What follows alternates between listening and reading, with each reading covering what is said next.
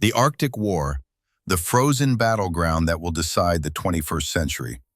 Imagine standing on a sheet of ice the size of Mexico. Below your feet, 13,000 feet of frozen ocean. Below that, something worth killing for. Not gold, not oil, well, actually yes, oil, but also rare earth metals, shipping routes that could save $20 billion annually, and the kind of strategic military position that makes generals wake up in cold sweats. Now imagine that ice is melting, fast, and two superpowers are racing to claim what's underneath before it's gone. In 2023, a Russian submarine surfaced through Arctic ice, planted a titanium flag on the seabed beneath the North Pole, and effectively told the world, "This is ours." The United States responded by quietly deploying icebreakers it doesn't have, updating Cold War-era maps, and realizing it might have already lost a war it didn't know had started. China, despite being nowhere near the Arctic Circle, declared itself a near-Arctic state and started building the world's largest icebreaker fleet. Indigenous communities watched their ancestral hunting grounds transform into a geopolitical chessboard. And climate scientists calculated that by 2040, the Arctic Ocean could be ice-free in summer for the first time in 100,000 years. When that happens, the world doesn't just change, it breaks. This isn't a story about climate change. This is a story about the greatest land grab in modern history, disguised as environmental policy. Welcome to the Arctic War, the frozen battleground where Russia and America are fighting for the future. And the question nobody's asking, what happens when one of them wins? 1. The forgotten ocean. Why nobody cared about ice until it started melting. Let's start with the uncomfortable truth. For most of human history, the Arctic was strategically worthless. It was ice. Thousands of miles of frozen, dark, hostile emptiness. You couldn't farm it. You couldn't mine it. You couldn't even cross it reliably without dying. Early explorers called it the Dead Ocean. During the Cold War, it mattered only as a flight path for nuclear missiles. Soviet bombers could reach American cities faster by flying over the North Pole. So both sides parked submarines under the ice, listened to each other through hydrophones, and called it deterrence. But nobody fought over territory. Why would they? There was nothing there to fight over. The setup. When hell freezes over, check who owns it. Here's where the story turns. In 2007, something happened that changed everything. Russian scientist Artur Chilingirov descended 13,980 feet in a submersible called Mir-1, reached the seabed directly beneath the North Pole, and planted a rust-proof titanium Russian flag. He surfaced and told reporters, "The Arctic is Russian. We must prove the North Pole is an extension of the Russian landmass." Western governments laughed. The Canadian foreign minister literally said, "This isn't the 15th century. You can't go around the world and just plant flags and say, 'We're claiming this territory.'" Except Russia wasn't joking. Because while the West was distracted with Iraq, Afghanistan, and the 2008 financial crisis, Russia had quietly realized something nobody else had figured out yet. The ice is melting. And when it melts, everything changes. The Lomonosov Ridge, the line that could redraw the world. Here's the technical detail that matters. Under the Arctic Ocean, there's an underwater mountain range called the Lomonosov Ridge. It stretches 1,100 miles from Siberia toward Greenland. Russia claims this ridge is a natural extension of its continental shelf. If true under international law, Russia could legally claim sovereignty over a massive section of the Arctic seabed, and everything in it. The United Nations has a process for validating these claims. Russia submitted its scientific data in 2001. It was rejected. Russia resubmitted in 2015 with more evidence. That submission is still under review. Meanwhile, Russia acts as if the claim is already approved. They've militarized the Arctic faster than any nation in history. New air bases, new ports, nuclear icebreakers, hypersonic missile installations. By the time the UN finishes reviewing, Russia will have already moved in. This is annexation by attrition, and it's working. The American realization: we're late to the war. Now here's the embarrassing part. The United States currently operates 2 functional icebreakers. Russia has over 40, with more under construction. China, a country with no Arctic coastline, is building its 4th heavy icebreaker.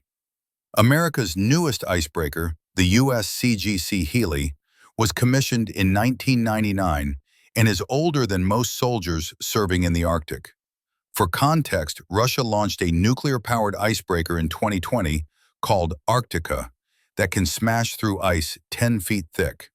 It's not just a ship, it's a mobile military base. The U.S. realized around 2018 that it had a problem. A 2019 Pentagon report quietly used the phrase Arctic Great Power Competition for the first time. Translation: we're in a war. We didn't know. We're losing. And nobody told the public. 2. The treasure chest. What's actually under the ice that's worth fighting for? Okay, so Russia plants a flag. America realizes it's behind. Why does any of this matter? What's under the ice that's worth risking conflict between nuclear powers? The answer is everything the 21st century runs on. The oil and gas bonanza, a quarter of the world's reserves. Let's start with the obvious. According to the U.S. Geological Survey, the Arctic holds approximately 90 billion barrels of undiscovered oil and 30% of the world's undiscovered natural gas.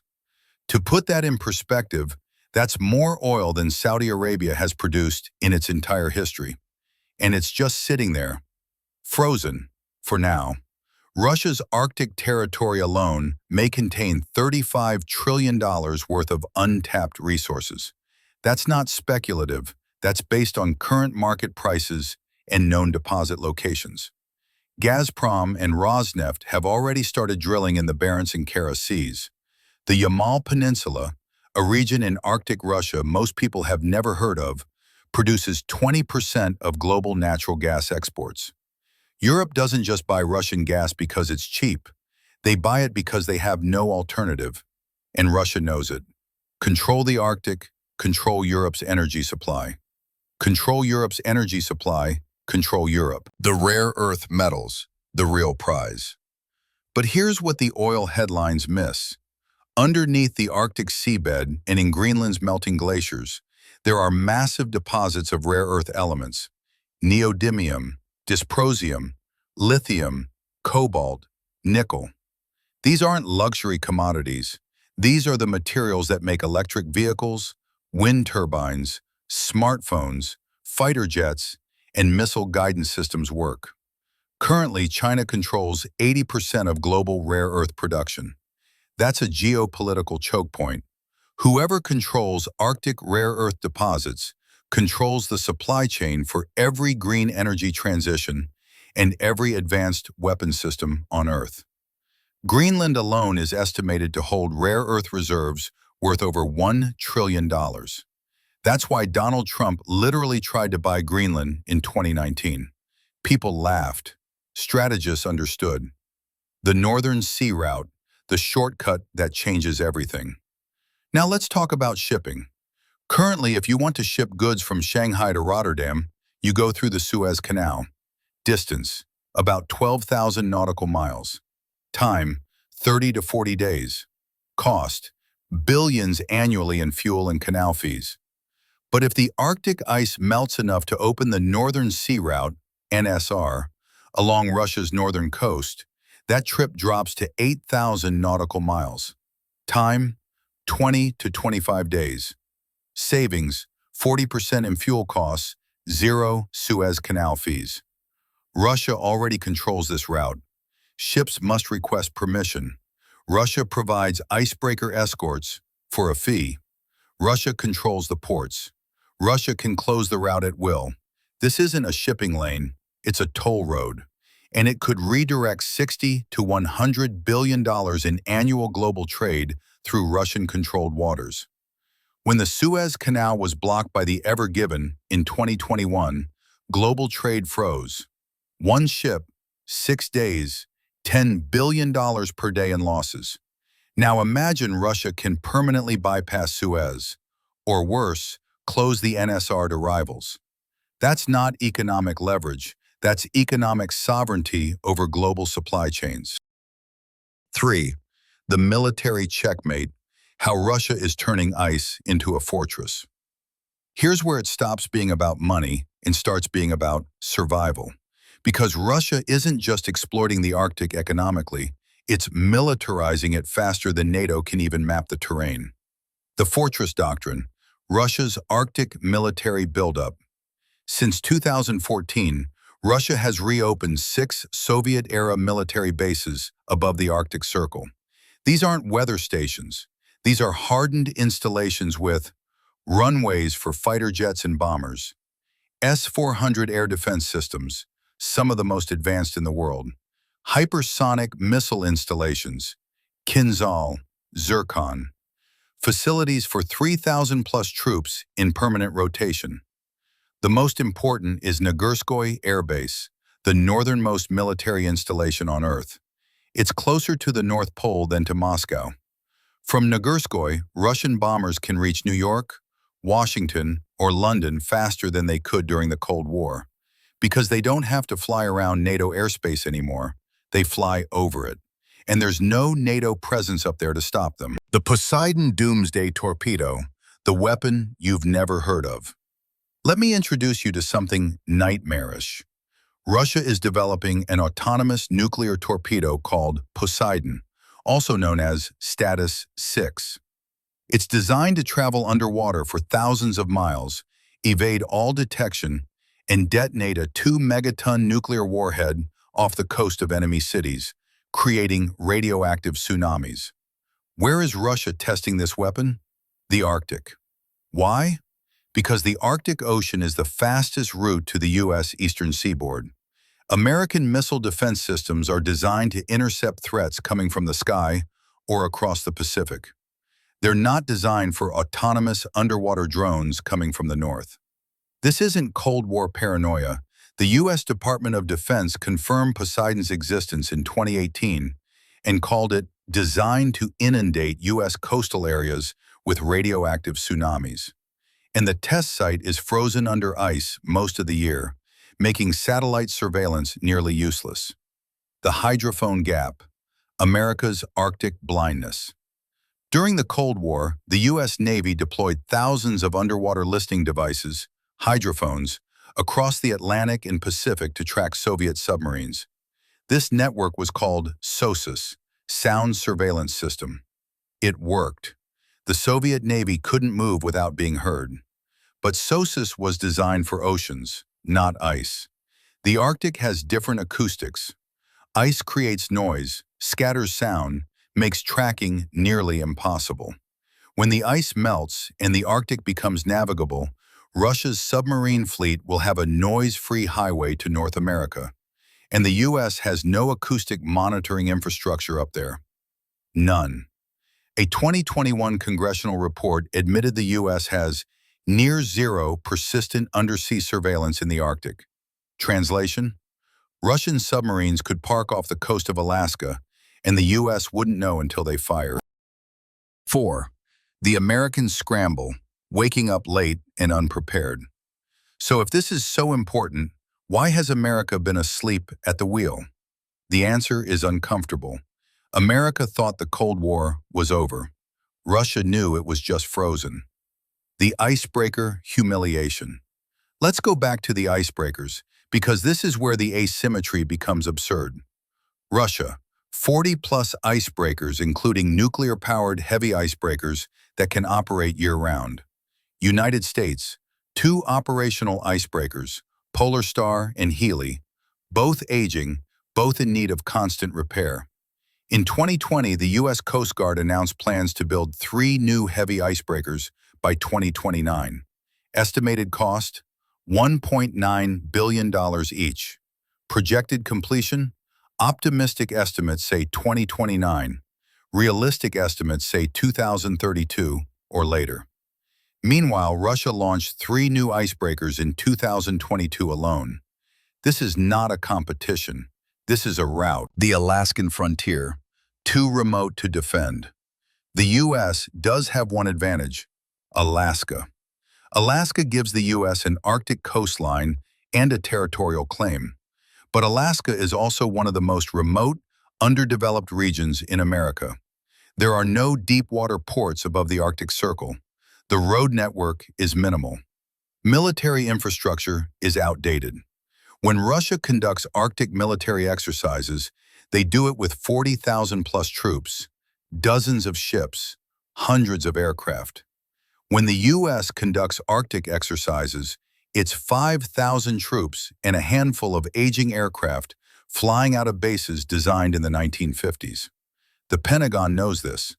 A 2021 Department of Defense Arctic Strategy report states, "The United States is not prepared for sustained military operations in the Arctic and is at risk of ceding influence to competitors." That's not analysis, that's surrender. The diplomatic stalemate. The Arctic Council is toothless. There is an international body that governs Arctic cooperation, the Arctic Council, founded in 1996. Its members are the 8 Arctic nations: Canada, Denmark via Greenland, Finland, Iceland, Norway, Russia, Sweden, and the United States.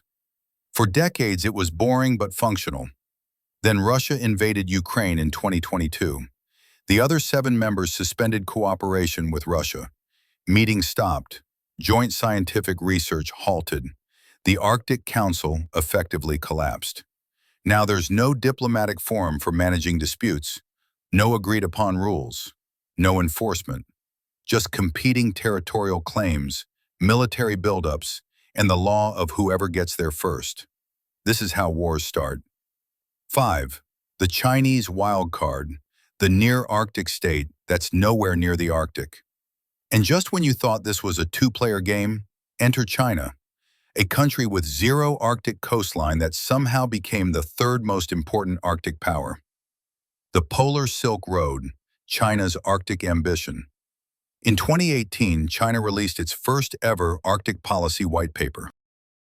In it, China declared itself a near-Arctic state with legitimate interests in the region. Geographically, this is absurd.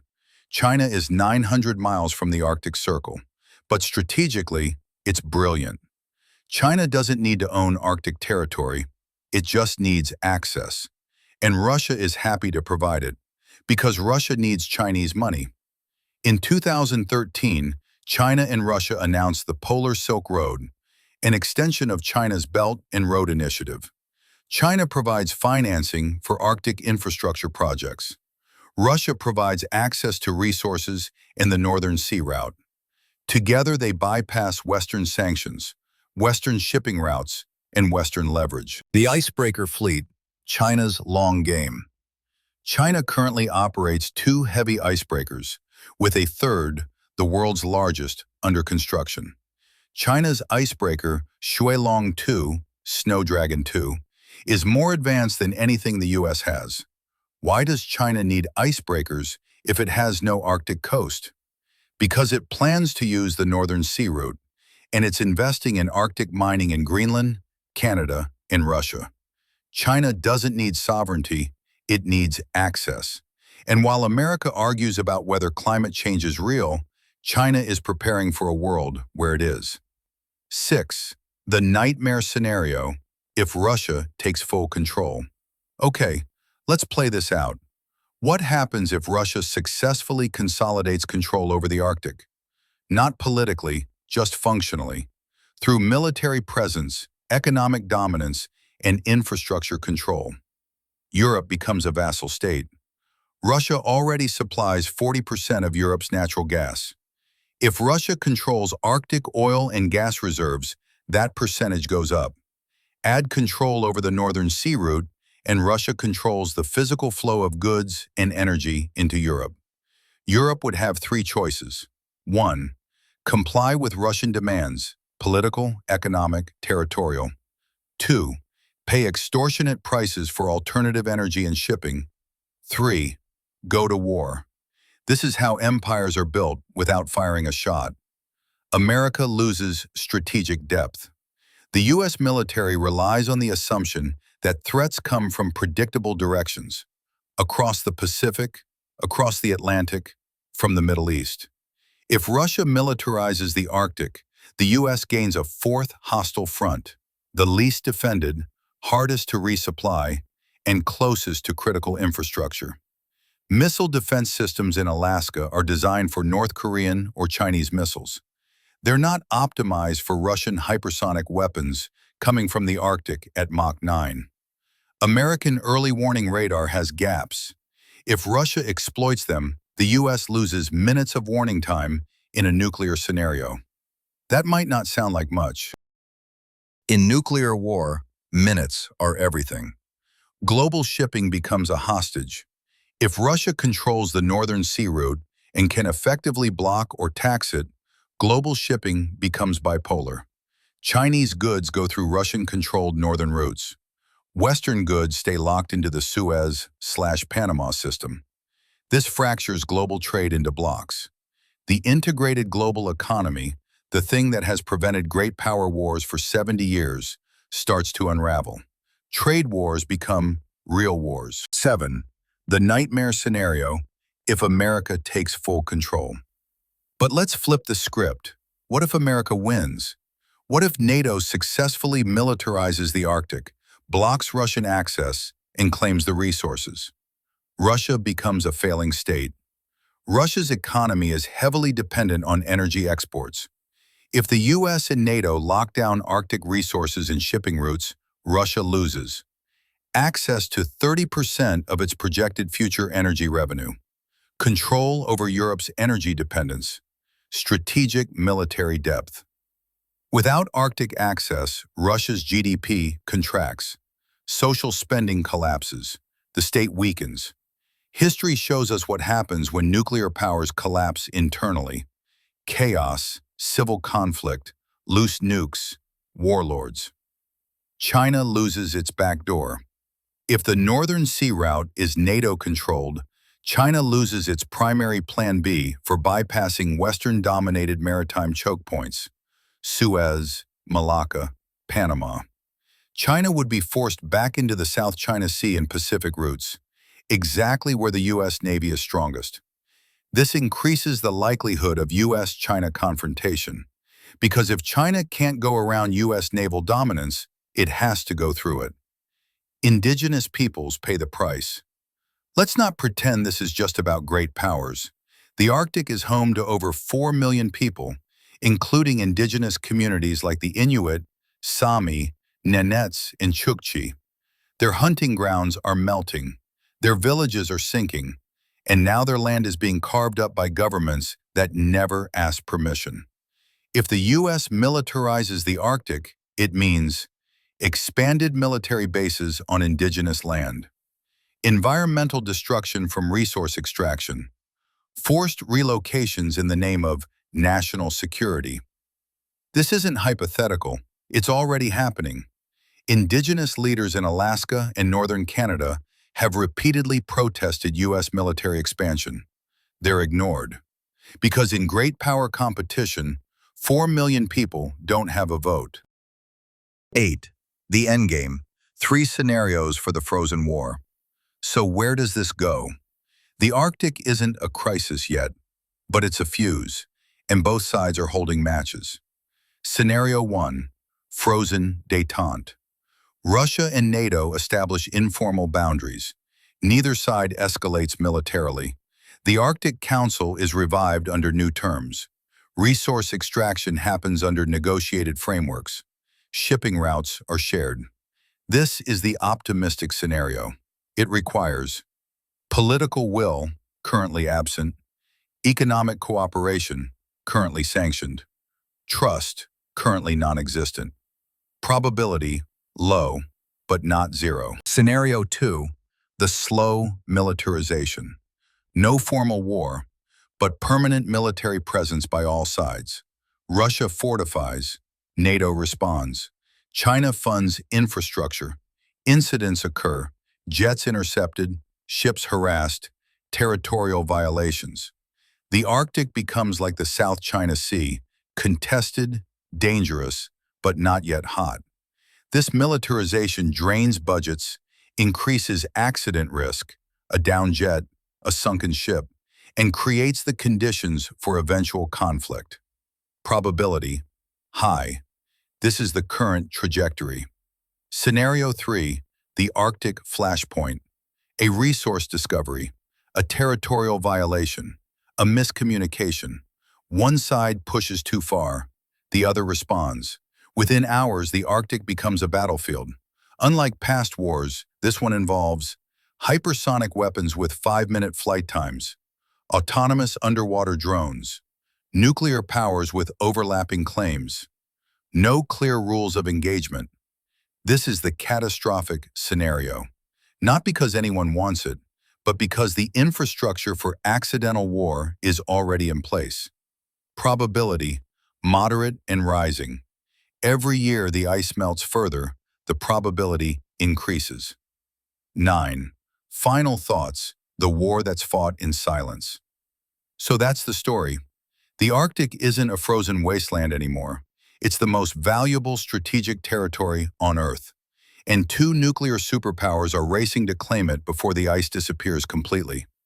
Here's the uncomfortable question. Can this end peacefully? History says no. Every major resource discovery in human history, gold in California, oil in the Middle East, spices in the East Indies, led to war. The Arctic has more value than all of those combined. The people pushing for Arctic control believe the 21st century will be decided by who controls the top of the world. The people ignoring it believe climate change is a hoax, or that international law will solve it, or that nobody would really go to war over ice. Both can't be right, but both could be dead. The Arctic didn't just start melting. It started counting down. And when the ice is gone, the war won't be cold anymore.